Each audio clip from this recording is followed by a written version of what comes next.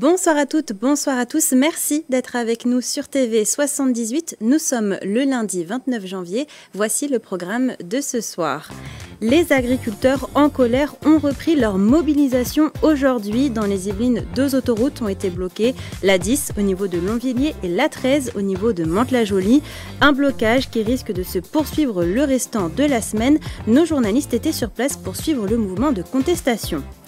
Les agriculteurs ne sont pas les seuls à être en colère. Après l'hôpital de Meulan-les-Mureaux il y a 3 semaines, c'est au tour des soignants de l'hôpital André Mignot de crier à l'aide.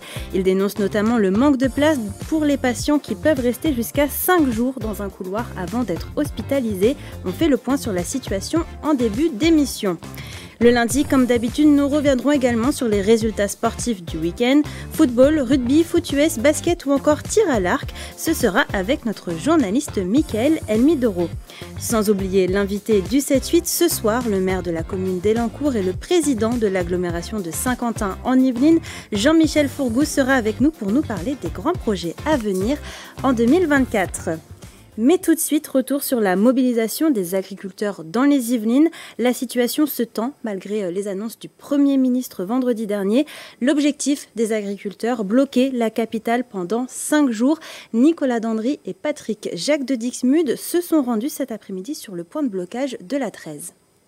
Les agriculteurs yvelinois de nouveau mobilisés en ce lundi 29 janvier 2024. Vous le voyez derrière moi, le blocage de l'A13 au niveau du péage de Buchelet se prépare.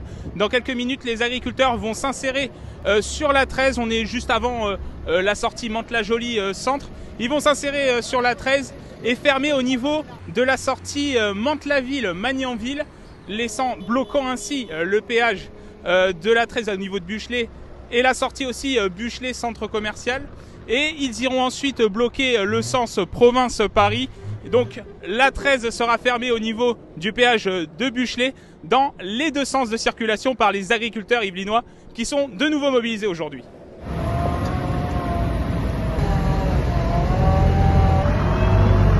Il est 14h30 et ça y est, le blocage de l'A13 dans les 2 sens de circulation est effectif. Ici, un agriculteur est en train de déposer des bottes de paille pour bloquer l'accès dans le sens Paris-Province. Au total, 80 véhicules sont mobilisés ici sur le péage de Buchelet. Des agriculteurs qui viennent du Pays Houdanais, de Mantes-la-Jolie, de Montfort-l'Amaury. Voilà, les agriculteurs yvelinois mobilisés et qui maintiennent la pression sur le gouvernement.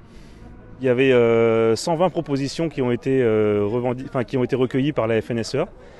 Sur les 120, il y en a 10 qui ont été abordées en fait par Gabriel Attal vendredi. Et donc on ne retrouve pas nos comptes. Il a abordé quelques sujets en fait, qui concernent la majorité des agriculteurs qui bloquaient, notamment le GNR. Par contre, sur tout le reste de nos revendications, rien n'a été abordé, rien n'a été entendu. C'est pas normal qu'on ait des interdictions entre même pays d'Europe. C'est-à-dire nous, on est dans l'Europe, on ne veut pas sortir de l'Europe, mais de l'autre côté, on doit pouvoir produire la même qualité et la même chose que les autres pays européens. On nous parle de souveraineté alimentaire, mais si on continue comme ça, il y a 10 ans, on était 500 000 agriculteurs, aujourd'hui on est 300 000, dans 10 ans, on ne sera plus que 200 000. Et l'hémorragie va se faire comme dans la sidérurgie et le textile. Tout doucement, en silence, ça se meurt gentiment. Et à la fin, on aura perdu notre souveraineté alimentaire comme on a perdu pour le textile ou l'acier. Les agriculteurs sont en train de se mobiliser pour occuper la 13 24 heures sur 24 pendant plusieurs jours. D'ailleurs, ils sont bien organisés puisqu'ils ont mis en place un barbecue, plusieurs tentes avec un téléviseur, des dortoirs ou encore le food truck pour s'alimenter derrière moi. Alors, qu'en pensent les usagers de la 13 ? On les écoute. On est avec eux à 100%. Quoi. On n'a pas le choix, nous aussi, il faut suivre. Quoi. Moi, je suis solidaire. Je comprends leur mouvement. C'est tout qui va pas en fait. Il n'y a pas que les paysans. Le blocage c'est embêtant, mais bon après il y a un ras-le-bol quoi. Il y a un ras-le-bol total, donc c'est bien que ça bouge quand même.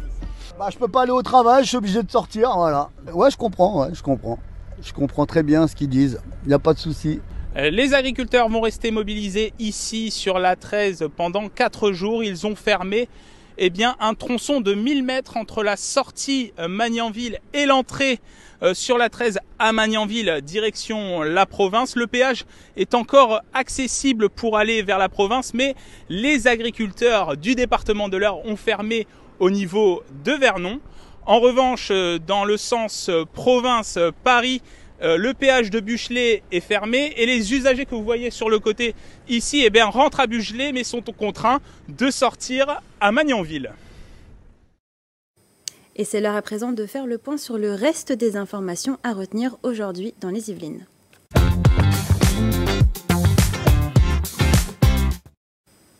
Et c'est avec vous, Michael Elmidoro, bonsoir. Bonsoir. On commence ces informations avec la colère des taxis. Après les agriculteurs, ce sont maintenant les chauffeurs de taxi qui se mobilisent. Ce matin, une opération escargot a eu lieu sur l'autoroute A13 au départ de Morinvilliers et Louvciennes en direction de Paris. La raison de leur colère, la nouvelle convention avec la Caisse nationale d'assurance maladie sur le transport sanitaire qui doit entrer en vigueur le 1er février. Elle devrait modifier les tarifications de la prise en charge des frais de transport des patients. Pour rappel, actuellement, un chauffeur de taxi peut faire une remise de 20% du prix de la course à la sécurité sociale. Or, avec la nouvelle convention, les professionnels ne connaissent pas la remise qui pourrait s'appliquer ni les nouveaux tarifs en vigueur. On poursuit ces informations au centre hospitalier de Versailles où des soignants témoignent sur les conditions de prise en charge des patients aux urgences. Dans un dossier de nos confrères du Parisien, 3 aides-soignantes du centre hospitalier révèlent la faillite de leur service. Dans le long couloir qui traverse les urgences, des brancards s'entassent faute de lit, parfois pendant plusieurs jours. On pouvait lire, je cite, des témoignages. Certains restent jusqu'à 5 jours dans ce couloir avant d'être hospitalisés, où les aides-soignantes sont souvent obligées de les attacher. Ces dernières ont découvert des patients morts tout seuls dans leur coin. Des situations qui mettent donc en danger les patients. C'est en tout cas ce que montrent les résultats d'une étude publiée en septembre et menée dans 97 services d'urgence. Une nuit à passer dans un brancard augmente de 40% le risque de mortalité des personnes âgées. Face à cette situation, les syndicats tirent la sonnette d'alarme, pour le moment sans résultat. Le musée de la ville de Saint-Quentin en Yvelines devrait fermer ses portes pour les rouvrir dans un autre lieu de Saint-Quentin en Yvelines prochainement. Implanté au MUMED, un vaste équipement partagé avec la médiathèque du Canal, le musée de la ville devrait changer d'adresse. Pour cause, cet espace devrait bientôt accueillir l'école de cybersécurité 2600 qui occupe actuellement les locaux sous l'escalier du quai François Truffaut. Selon l'agglomération de Saint-Quentin en Yvelines, le musée de la ville devrait déménager dans les prochains mois à la Halle Piano, futur quartier des savoirs de Guyancourt. Et on reste à Guyancourt puisque la ville organisait pour la première fois ce week-end une gratiféria. Qu'est-ce que c'est une gratiféria, Michael ? Le principe était simple. Les habitants pouvaient prendre ce dont ils avaient besoin ou envie, le tout gratuitement. Livres, DVD, objets décoration, petits objets électriques ou électroniques, jouets, vaisselle en passant par des meubles. Le choix était large mais limité. Chaque personne pouvait choisir entre 2 ou 3 objets sur place, comme l'explique au micro de Grégory Canalet François Morton, maire de Guyancourt. À l'entrée, on distribue 4 jetons, 3 jetons d'une couleur et un jeton rouge. Le jeton rouge permettant d'avoir accès à une table qui est celle des objets avec un peu plus de valeur. Et donc les personnes peuvent échanger leurs jetons contre un objet de leur choix. Des objets qui ont été déposés par des habitants tout au long de la semaine dernière. Parmi les donateurs, il y a Marie-Claude, on l'écoute. J'ai déposé un halogène, des petites choses de couture, des restes que j'avais, voilà, un coussin aussi pour poser l'ordinateur, enfin voilà, des choses dont on n'avait plus l'utilité. Et habituellement, on va vers la ressourcerie, mais là c'est quelque chose que je connaissais déjà, les gratiférias, et je trouve ça vraiment formidable que ça va se développer peut-être sur Guyancourt. Cette initiative est issue du centre social et de la responsable du service transition écologique de la mairie, accompagnée par Ressourcez-vous, gestionnaire de la ressourcerie de Guyancourt, ainsi que par le conseil citoyen de quartier. Au total, une dizaine de bénévoles ont permis l'organisation de cette première édition pour trier et organiser les objets. Et comme chaque année, samedi, la ville de Rambouillet élisait sa nouvelle ambassadrice de la jeunesse rambolitaine. C'était samedi soir. Et la reine du muguet 2024 est Andria Mino Arinosi, candidate numéro 2. Elle représentait l'association des commerçants de Rambouillet. On écoute sa réaction au micro de Grégory Canalet. Je suis vraiment très surprise, ça me fait vraiment très plaisir et c'est surtout de la joie. Je suis vraiment très heureuse. Pour m'être reine du muguet, c'est représenter l'association des commerçants dans les valeurs du partage et de l'unité.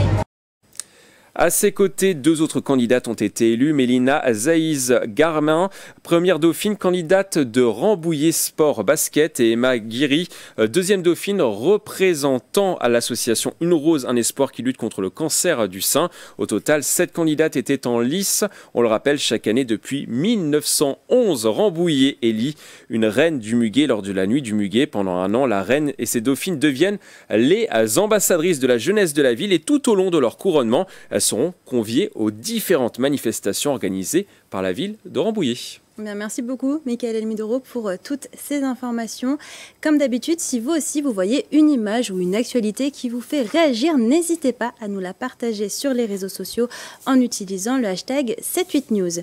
Allez, comme chaque lundi, c'est l'heure de passer à notre page sport.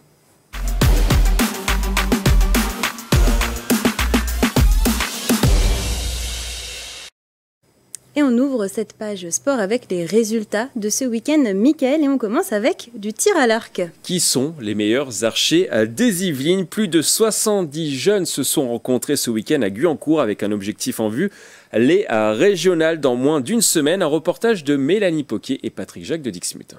Ils veulent être champions du département. Ce week-end, le club de tir à l'arc de Guyancourt organisait le championnat départemental jeune des Yvelines.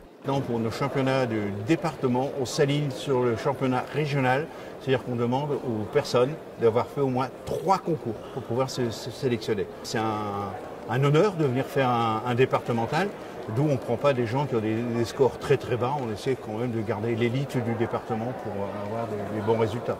14 catégories en arc classique et arc à poulies étaient représentées, de U11 à U21. Près de 70 jeunes venus de tout le département correspondaient aux critères de sélection, dont la jeune Alicia Chambreau, membre de l'équipe de France. Alors Alicia, ça passe comment? Très bien. Ouais. Très très bien. Satisfait pour le moment? Oui, pour l'instant ça va. Il n'y a que du jaune, hein, ce que je vois. Oui. Après le mieux c'est atteindre cette zone. Un championnat, c'est un championnat. Il ne faut pas le prendre comme si c'était rien. Ça fait toujours un entraînement avec des gens qu'on connaît. Et là, l'objectif aujourd'hui, c'était de prendre plaisir, de faire comme quand je m'entraîne à l'entraînement, faire un score et voilà. Prochain rendez-vous le week-end qui arrive avec les régionales en Seine-Saint-Denis. Et après le tir à l'arc, on va parler de football et du championnat de national. Versailles a connu une nouvelle défaite en national. Les joueurs de la Cité Royale se sont inclinés ce vendredi 2-1 sur la pelouse d'Orléans. Le buteur côté Versailles, Chris-Kevin Nadjé, une défaite qui ne fait pas les affaires des joueurs yvelinois. Ils se retrouvent à la 12e place du classement avec un bilan de 5 victoires, 6 nuls et 7 défaites depuis le début de la saison. Prochain match vendredi prochain sur la pelouse de Rouen.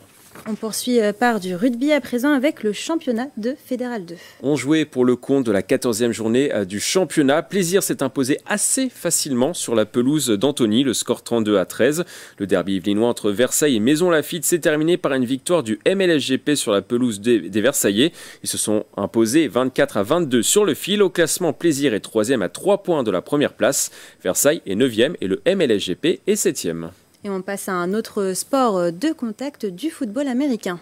Dans le championnat de 2e division, Casque d'Or ont joué ce samedi. Les Templiers d'Elancourt ont pu disputer leur premier match de la saison à l'extérieur. Ils se sont inclinés 29-2 sur la pelouse des Servals de Clermont-Ferrand.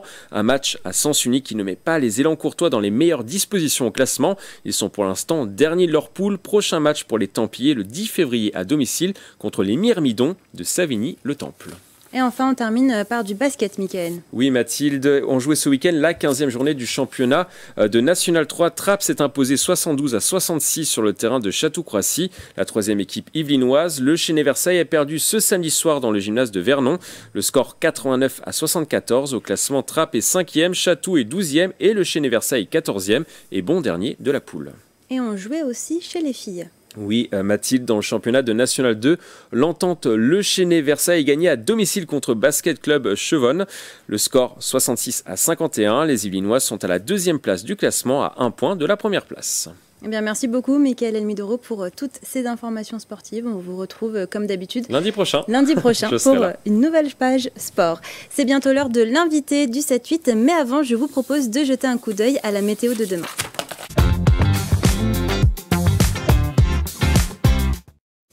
J'espère que vous avez bien profité du soleil parce que la grisaille sera de retour demain. Le matin, prévoyez même quelques averses. Côté température, comptez en moyenne 8 degrés sur l'ensemble des Yvelines.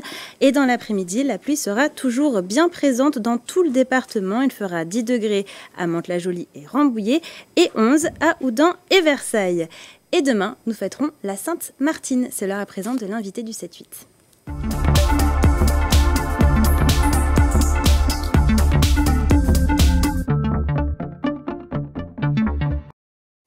Et l'invité du 7-8 ce soir, c'est le maire d'Elancourt et le président de l'agglomération de Saint-Quentin en Yvelines, Jean-Michel Forgousse. Bonsoir. Bonsoir. Bonne année 2024. Écoutez, vous aussi pour, Merci beaucoup. Pour tout Saint-Quentin et votre télévision. Bonne année également à tous les habitants d'Elancourt. Alors, avant de parler de 2024, je vous propose de faire un retour bref sur l'année 2023. Qu'est-ce que vous retenez de cette année écoulée? Sur Elancourt, sur Saint-Quentin? Les deux. Bien sûr, sur Saint-Quentin, c'est la mobilisation très forte pour 4 sites olympiques, ce qui est énorme. Déjà, donc, par exemple, sur Elancourt, bien sûr, on vit celui de la colline d'Elancourt. On s'est tous disputés pendant 20 ans pour se mettre d'accord sur un projet. Bon, ça y est, on l'a. Bon, c'est un beau projet. Donc voilà, tout ça, ça développe l'esprit sportif quel est l'élu qui n'arrive pas d'augmenter les pratiques sportives de ses administrés. Donc c'est quand même un petit peu le cas. En plus, bien sûr, ça déclenche un plan de construction supplémentaire de pistes cyclables. On va passer de 450 km, qui est énorme déjà, un peu sur une agglomération, à 600 km. En plus, dans des environnements très verts, enfin donc très agréables. Donc c'est vraiment un très beau projet. Et puis, bon, bien sûr, 600 bénévoles qui se sont proposés de participer, parce que c'est un événement qui va recevoir 350 000 personnes, hein, c'est quand même énorme. Donc voilà, donc tout le monde est heureux de voir, bien sûr, son agglomération, les 12 villes qui sont quand même directement concernées. Donc voilà, il y a un esprit sportif. C'est la préparation des JO pour l'année 2023. C'est prêt. C'est prêt. Autre événement qui a marqué l'année 2023, Jean-Michel Forgousse, ce sont les émeutes urbaines qui sont survenues début de l'été 2023. L'agglomération de Saint-Quentin-en-Yvelines a été fortement touchée. Quel bilan tirez-vous de cet événement? Écoutez, on regarde l'augmentation, par exemple, de l'insécurité sur 2023. Hein, en chiffres, il y a une augmentation de 10% en France. L'insécurité sur 2023. Elle est de 7% sur Saint-Quentin, donc elle est quand même meilleure, entre guillemets. Mais il demeure que, et c'est les villes où il y avait le plus de commerces qui ont été touchées, celles qui ont une gare aussi, qui sont bien entendues. Justement, vous avez mis en place des aides pour les commerçants. Absolument, avec nos partenaires traditionnels. Vous savez, on a la chance d'avoir des partenaires puissants. On a bien sûr la région, le département. Donc c'est vrai que ça nous a permis de faire des montages pour aider nos commerçants dont certains ont été quand même beaucoup touchés. Soit après la crise du Covid, déjà qui avait été très coûteuse, on s'en serait bien passé, quoi. C'est sûr que on lance un appel à la responsabilisation et des parents et des enfants. Regardez la Verrière, ils ont démoli il y avait 3 écoles à la Verrière. Ils ont démoli 2. Ils ont démoli l'école de leurs petits frères, leurs petites sœurs. Mais vous pouvez m'expliquer là comment ça fonctionne? Bon, j'ai pas compris. Mais bon, quand vous êtes élu, il faut trouver l'argent, il faut trouver bien sûr les moyens. C'est long de reconstruire une école, c'est coûteux pour tout le monde. Voilà, on a plein de choses à régler, plus important que ça, redonner du pouvoir d'achat, enfin augmenter le pouvoir d'achat des gens, je sais pas, avoir plus de moyens pour se soigner, pour faire de la recherche contre le cancer, etc. Est-ce qu'on a besoin de mettre de l'argent comme ça? Voilà, vous savez, on le prend quelque part, hein, quand on le met sur des choses il y a une inutilité totale dans ces travaux, mais bon, c'est la société, c'est son évolution. Alors justement, on va parler de travaux. Dans les grands projets pour l'année 2024 à Elancourt, Jean-Michel Forgousse, il y a la rénovation du quartier des Petits Prés. Qu'est-ce qui est prévu concrètement? Là, c'est effectivement un quartier important à Elancourt, mais on y met 50 millions, donc ce qui est énorme, bien sûr, hein. Donc c'est de la rénovation, c'est la construction d'une école, c'est bien sûr un environnement plus vert, plus sécurisé, bien sûr plus facile bien sûr à communiquer. Je veux dire que c'est très bien, c'est assez exceptionnel, bien sûr. Mais cela dit, ça méritait, ça faisait longtemps qu'on n'avait pas fait des travaux. Voilà. Mais on en fait là, on en fait à la clé de Saint-Pierre aussi. On met, je crois, 4 millions sur la clé de Saint-Pierre. On met 4 millions sur le village, avec la rénovation de tout ce qui était autour du bassin de la Mette, qui est très joli. Donc voilà, on a rénové, on a refait une nouvelle piscine il y a quelques temps. On est en train de faire les travaux sur la Nationale 10 qui coûte très cher, hein, c'est pas de 150 millions. Bon. Vous imaginez, après il y aura le pont de la Ville-Dieu parce qu'il y a trop d'encombrements le matin et mais on doit attendre de finir la Nationale 10 avant de faire, bien sûr. On avait déjà modernisé la gare aussi, donc il y a beaucoup de travaux, bien entendu, de modernisation pour qu'il y ait plus de confort, plus de sécurité. Aujourd'hui, il y a une demande de sécurité quand même, bien sûr, que l'on sent et on y répond. Alors on y répond bien sûr par un projet que vous connaissez, bon voilà. Cette année sera également axée sur les mobilités douces. Vous en avez un petit peu parlé dans les projets au tout début. Quels sont les principaux axes qui vont changer ? Alors il y a quelque chose d'original, c'est que vous pourrez faire en vélo, avec vos enfants, le tour des 4 sites olympiques, puisque il y a une piste cyclable qui commence d'ailleurs, je crois, à relier déjà les 4. Plus la gare donc de Saint-Quentin-Montigny. Donc, bien sûr, ça va être assez sympathique. Puis, regardez les pistes qu'il y a dans l'île de Loisirs aussi, puisqu'il y a 3 sites comme qui sont très proches de l'île de Loisirs. Bon, c'est vrai que c'est une belle petite révolution. Même pour ce qu'on appelle le dernier kilomètre, c'est les gens qui viennent travailler, ils arrivent à la gare, mais il y a le dernier kilomètre. Alors, bien sûr, il y aura des vélos, il y a des trottinettes. Donc, bien entendu, ça met un peu d'ambiance très sympathique pour aller travailler, mais aussi, surtout, pour aller se balader. Ça pousse à faire du sport, ce que je vous disais tout à l'heure. Hein, bon, voilà. Donc on est très content de cela. Puis c'est la capitale du vélo. Du coup, avec les Jeux Olympiques, donc de toute façon, on n'a pas le choix. Mais moi, ça me plaît, je fais du vélo aussi. Hein, vous savez, mais ça donne envie de faire du vélo à plus de gens, oui. Une école du numérique devrait également voir le jour à la commanderie d'Elancourt. Où est-ce qu'en est ce dossier ? Alors d'abord, ici, on est beaucoup dans l'innovation à Saint-Quentin, l'innovation sur le modèle scolaire, parce que les résultats de PISA, vous le connaissez, c'est quand même assez, c'est quand même difficile. Dans les comparaisons bien sûr internationales, on souhaite améliorer ce modèle scolaire qui n'a pas beaucoup évolué depuis 50 ans, et je pense que les pratiques, la vie a évolué, la façon de travailler, de lire, d'écrire, d'échanger, et donc voilà, on a un modèle scolaire qui est très innovant, qui d'ailleurs a été envoyé par la France à l'exposition universelle de Dubaï. Donc très fort modèle, prototype un peu de l'école du futur. Également de la sécurité, hein, vous savez, puisqu'on travaille sur le prototype de la sécurité du futur. Mais pour en revenir à l'éducation, la commanderie, effectivement, des Templiers va être bien sûr utilisée pour lancer ce laboratoire très innovant qui vous pousse d'abord à mieux comprendre cette fracture numérique et à la combler, parce que demain, le niveau de richesse d'un pays, de production de richesse d'un pays, va dépendre de sa culture numérique.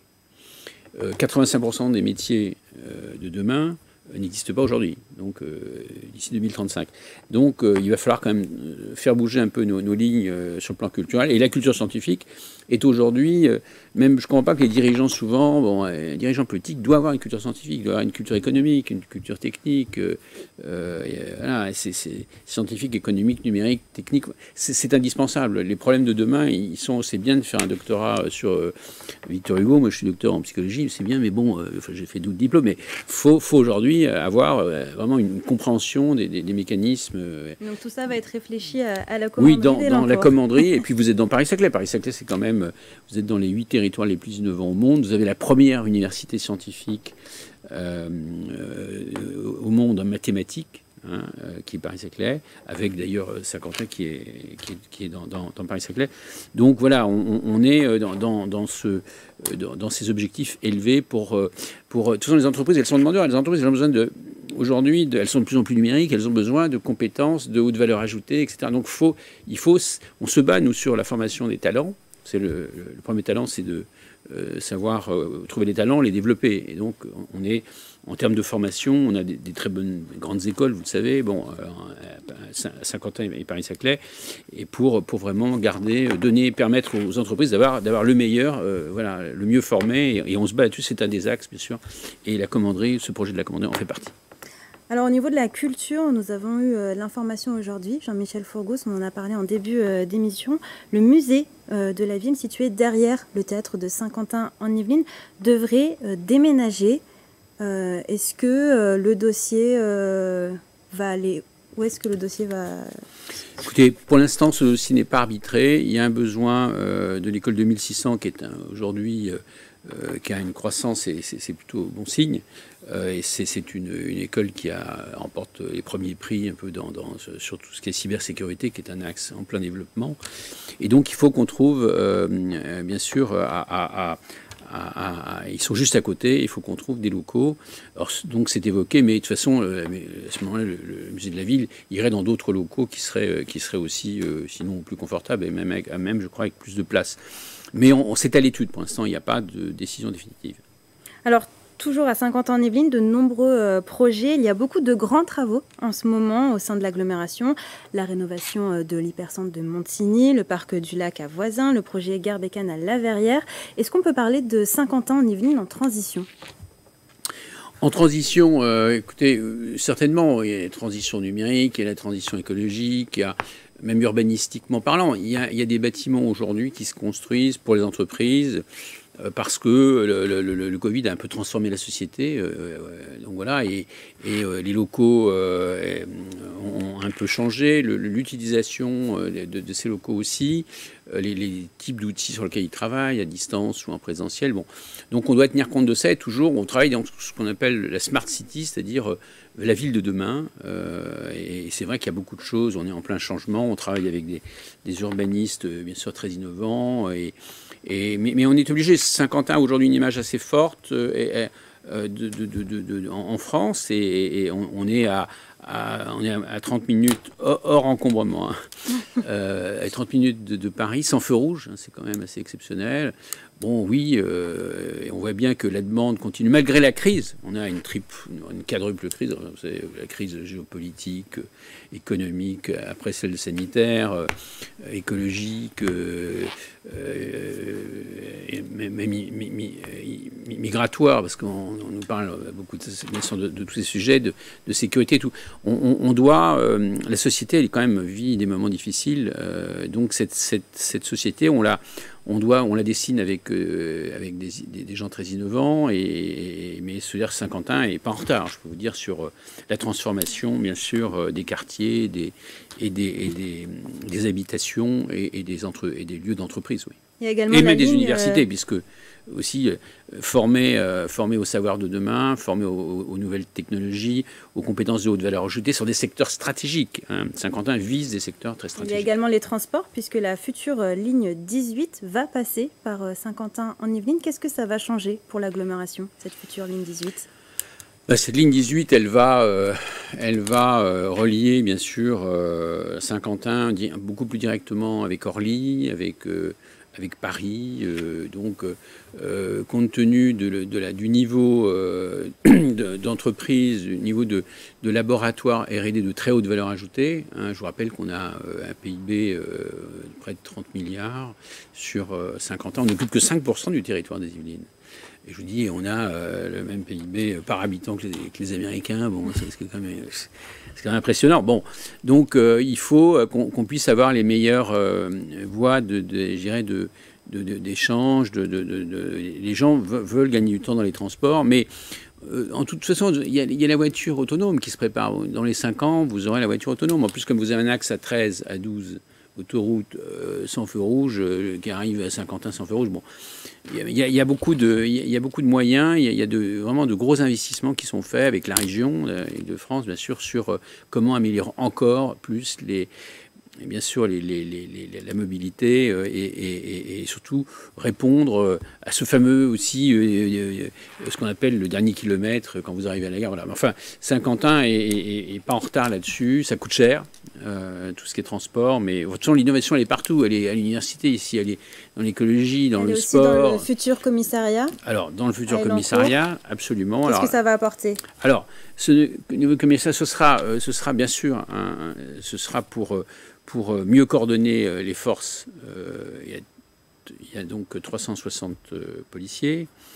Il y a 3 villes qui sont 3 commissariats, Guyancourt, Trappes et Elancourt. Bon, c'est plus coordonner des forces, des moyens aussi, des moyens très innovants. Justement. Alors, il va falloir que vous fassiez une émission pour ça, si vous voulez que je vous donne tout ce qui est dans ce commissariat pour transformer d'abord la façon dont on reçoit une victime, dont on la traite, comment on travaille avec la justice, comment les policiers peuvent être plus sur le terrain, comment ils peuvent être plus sécurisés. Parce que quand on voit qu'il y a 13 000 blessés chez les policiers, comment voulez-vous maintenir c'est quand même une mission régalienne, c'est quand même, on a besoin de nos policiers, mais qui va aller se faire recruter? Vous imaginez, vous accepteriez un poste où il y a 13 000 blessés par an? Enfin, il faut renforcer la sécurité des policiers, renforcer leur rapidité d'intervention, de communication entre eux, et puis il y a aussi bien sûr beaucoup de hautes technologies aujourd'hui qui font faire des bons ce qu'on appelle un peu l'e-sécurité,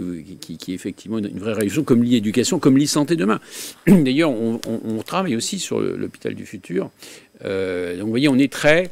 la transition numérique, on veut vraiment d'abord former les gens aussi à cela, parce qu'il y en a qui regardent ça avec beaucoup de distance, mais on n'a pas le choix. Demain, c'est leur sécurité, c'est l'éducation, c'est s'ils s'ennuient à la maison, de pouvoir travailler sur une tablette, mais il y a le monde, vous voyez le monde entier aujourd'hui, c'est extraordinaire, vous avez même un musée. Donc il faut vraiment faire passer cette phase même à nos seniors, à nos enfants, bien sûr, sur tous les métiers que je viens de vous évoquer, mais même la recherche médicale. Je pense que s'il n'y avait pas eu le numérique, le antivirus, le vaccin qu'on a trouvé, en 6 mois, on l'a fait parce qu'il y avait des échanges grâce au numérique entre tous les laboratoires du monde entier. Donc aujourd'hui, voilà, c'est une vraie révolution, et Saint-Quentin qui est dans l'innovation. Vraiment, notre ADN, c'est l'innovation, nous.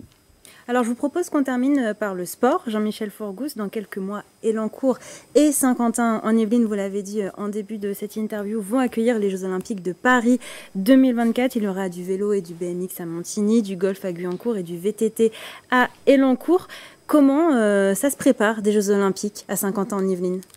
Alors d'abord, nous, on est très à mettre en avant aussi les valeurs du sport, parce qu'on a pris ces 4 éléments qui ont leur coût, encore que c'est pas forcément Saint-Quentin qui ça coûte le plus cher, mais c'est les valeurs.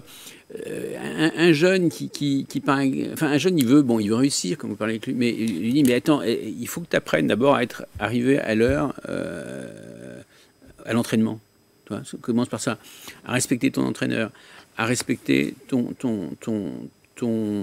adversaire, le juge aussi. Bon, donc, et puis il faut que tu apprennes la méthode de travail, la méthode de la durabilité de l'effort. Parce que faire un effort pendant 5 minutes, voilà, c'est ça, et c'est ces valeurs qui font gagner dans la vie. C'est ces gagnants qui font gagner dans l'entreprise. Donc on rappelle bien toutes ces valeurs qui sont à l'origine du bonheur, de la réussite. Voilà. Et on est content d'avoir ces JO pour bien montrer.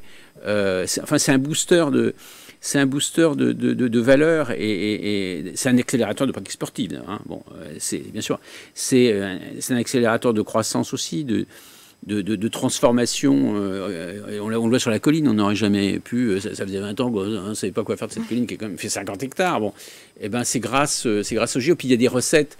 Il y a des recettes quand même, il y a entre 7 et 10 milliards de recettes économiques. Donc ça booste l'économie et la notoriété de Saint-Quentin. Comme on l'a vu avec la Ryder Cup, qui était une grande compétition de golf. Ça a été assez impressionnant. On a la chance à Saint-Quentin-en-Yvelines d'avoir de beaux sites olympiques. Alors pour terminer, Jean-Michel Forgous, on vous laisse une carte blanche de 30 secondes environ. Vous pouvez aborder le sujet que vous voulez. Bah, écoutez, je crois qu'aujourd'hui, les Français, d'une façon générale, nos administrés de Saint-Quentin, mais d'abord, les administrés de Saint-Quentin, il faut qu'ils prennent conscience qu'ils ont beaucoup de choses, ils ont beaucoup de chance. même sur le plan écologique, c'est quand même la ville à la campagne. Vous voyez, ils ont une qualité de l'air, une qualité de l'eau quand même assez exceptionnelle. Ils ont un nombre d'équipements sportifs qui est hors norme. Bon, à moins de 30 minutes de la plus belle capitale du monde, bon, Saint-Féroge, bon, voilà, ils ont un problème, ils ont un hôpital, donc quand même en 5 minutes, ils ont accès à des magasins, voilà, il y a des grandes surfaces, des moyennes surfaces, il y a une vie collective entre les 12 communes qui fonctionne. Ça fonctionne, Saint-Quentin. Je ne vous dis pas que tu entends un petit désaccord sur un dossier, mais globalement, il y a plutôt une bonne ambiance. Il y a un taux d'insécurité qui est plus faible, bien sûr, qu'en France, et on va encore donner sur une association avec le commissariat du futur. Les écoles, elles sont à un très haut niveau, vous le savez. Que du primaire, l'école primaire, on apprend différemment, effectivement, à Saint-Quentin, jusqu'à l'université qui est numéro 1, première université scientifique mondiale en mathématiques. Vous imaginez. Donc, on n'est pas malheureux, mais on aimerait que toute la France ait ce même... c'est parce qu'on a une culture de l'innovation, il ne faut pas vous tromper. Vous savez, l'innovation, c'est la remise en cause de l'existant. Peu de gens osent remettre en cause l'existant. Et je pense il faut bien comprendre que le monde de demain, il est tellement en transformation. Et donc cette culture est quand même assez fascinante à Saint-Quentin et à Paris-Saclay, hein, bien sûr. Merci beaucoup, Jean-Michel Forgoux. Je suis désolée, on est un peu pris par le temps. On va devoir rendre l'antenne. Merci d'avoir accepté notre invitation en plateau. Encore une fois, une belle année 2024 à Elancourt et à Saint-Quentin-en-Yvelines. Et c'est la fin de cette émission. Merci pour votre fidélité. Je vous souhaite une belle soirée sur TV78. Demain, rendez-vous avec Grégory Canalet pour l'édition. Prenez soin de vous.